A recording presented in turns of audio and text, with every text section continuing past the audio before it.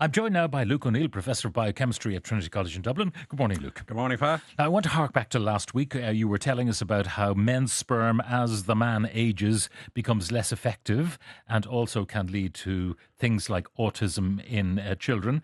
A letter from Mary in County Louth. I grew up in a farming community long ago. Many of our farmer men neighbours married later in life, in their 40s and older, due to family farm circumstances.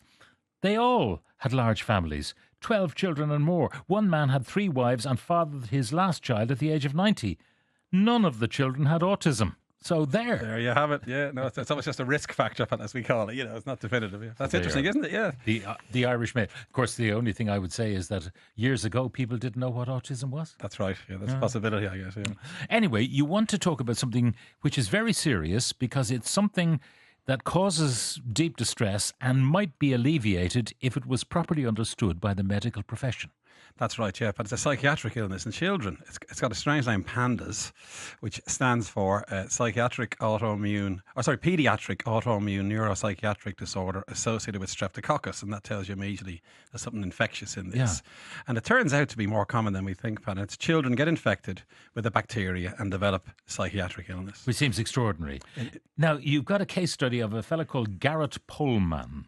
That's right, yes. For me, about a year ago, actually, a grandmother sent me an email that her grandson had this PANDAS and wanted to raise awareness. And I came across a thing in The Economist all about it as well. And it describes this child called Garrett Parkinson, who at 7 years of age came home from school and had very strange behavioural sort of changes, thought there was radiation coming out of the sockets, thought that birds were going to attack him when he went outdoors, you know. And then his mother takes him to the doctor and they give him antibiotics for a sinus infection. And the neuropsychiatric symptoms went away. And it's a remarkable example of how you clear up a very sort of complicated sort of syndrome with antibiotics. So this was an inadvertent thing. They were doing the sinus infection while this guy was displaying psychiatric behaviour, but both cleared up. That's exactly right. And then his mother then became a champion for PANDAS, and then it turns out it's more common than we think. And there's a second thing called PANS, which again is Paediatric Acute Neuropsychiatric Syndrome, and again that seems to be caused by infections as well. And what's happening is that an increasing in awareness is needed. It turns out most GPs don't know about it.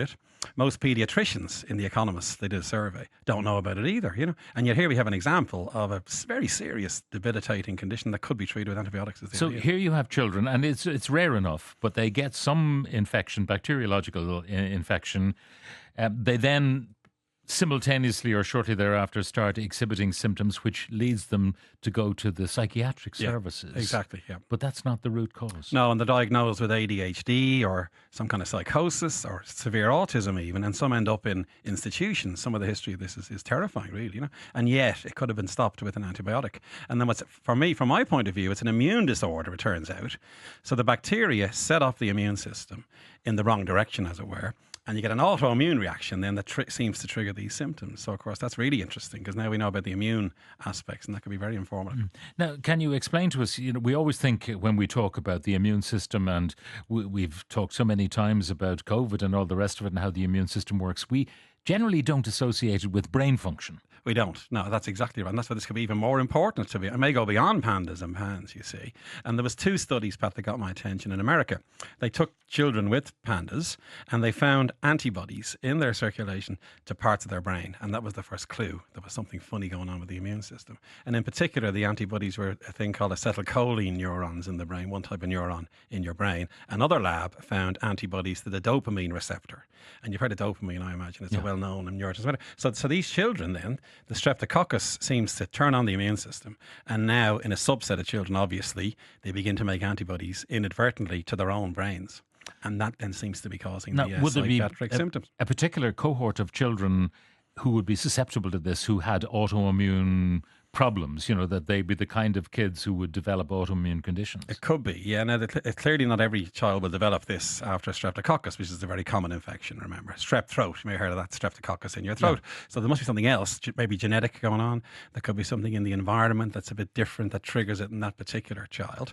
And then more and more evidence, Pat, grows. So, for example, if you have any autoimmune disease, you have a 40% increased risk of schizophrenia, and that's been known for quite a while. And again, That's the immune brain link happening. And there's a strange disease called Sydenham's chorea, which you develop all these strange movements and tics. Again, that was shown to be caused by a bacteria. So again, there was already sort of hints that bacteria would trigger brain changes out there already, you see. So the question, first of all, and maybe there is an answer or maybe not, is treatment. So if you do it straight away and the kid comes home exhibiting certain symptoms, you might think it's a fever. And that's why they're doing this. So you do treat them with the antibiotic and it goes away and no one ever knows anything about it. Yeah. But then if you don't treat it, what then? Can you treat it subsequently? Because does this thing take root? It does seem to, the earlier you treat, the better, as with anything, you know.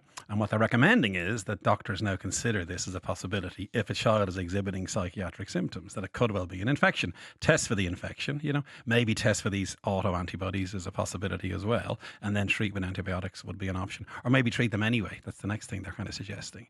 And what was sort of scary was the Economist revealed, as I say, most psychiatrists weren't aware of this as a possibility. So if the child presents with psychiatric symptoms, they wouldn't think of an infection.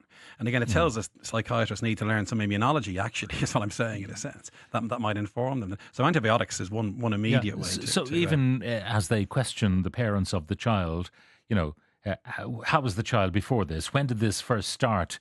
Was there any infection? Was the child sick? Was there strep throat?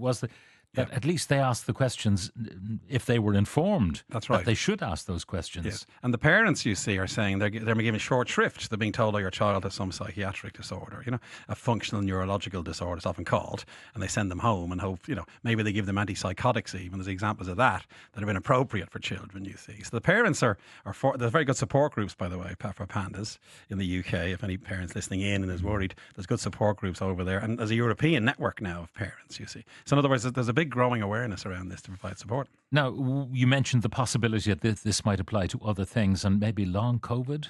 Yeah, well, the big, see, this is why this is so important, Pat, in a way. So we know from COVID that long COVID is a real feature. So many people got long COVID, and that's neurological. It's fatigue, it's brain fog, all those kinds of things. And of course, we'd love to know what's going on there and can we treat it. Lyme disease, Pat, is a big one as well, by the way. Many people after Lyme disease caused by a tick and a bacteria that goes into your system, they often have long-term neurological symptoms as well. And again, that must be similar. So the work on PANDAS then might inform us in terms of other diseases that are happening post-infection. So it could be very useful for things like long COVID and Lyme disease. The big thing for research scientists like yourself and for others would be, can you then, if someone developed a schizophrenia or whatever in their teen years and it was thought to be associated with cannabis or whatever it might be, but it might indeed have been a strep throat. It might, yeah. Is there any way back? Well, that's the next question. It's early days, let's put it that way, Pat. And there's many reasons for these neurological disorders and psychiatric disorders anyway. And this could be one cause of them. There will be others, remember. So it mightn't be the whole answer by any means, but certainly it'll be part of it. And then just a really good question of someone who's a teenager now in their 20s. Yeah, how embedded is this thing? Can it be reversed? That's the question. Well, again, if it's autoimmune, and at that stage now the infection's gone, but your immune system is now attacking your brain is the way to think of it. Can you ramp down the immune system? That's where you come in. That's a real prospect. And one other example of that I must mention, there's a type of T lymphocyte. Remember the famous T lymphocytes? Yeah. There's one called Th17 cells that we work on in my lab and in many labs. They seem to be out of order in PANDAS, you see. And there's ways to block Th17 cells. There's drugs out there already to turn those types of T cells off. So in psoriasis, for example, it's Th17 cells. So again, if Th17s are linked into PANDAS or any of these situations, maybe blocking that pathway could be beneficial to patients as well. So there's a number of options opening up now. The child who's ADHD in school blocked the T cells and maybe they suddenly start paying attention. That's the prospect, exactly. Now, again, lots more research is needed, but let's remind people it's early days. The most important thing of all is to increase interest in this from the scientific point. And certainly my lab now, we may start working on this at a scientific interest, you see, because this opens up so many prospects, doesn't it? Well beyond PANDAS and PANS. This is truly fascinating, and I suspect, Luke, that we'll be talking some more about this one in the not-too-distant future. Luke O'Neill, Professor of Biochemistry at Trinity College in Dublin, thank you very much for joining us.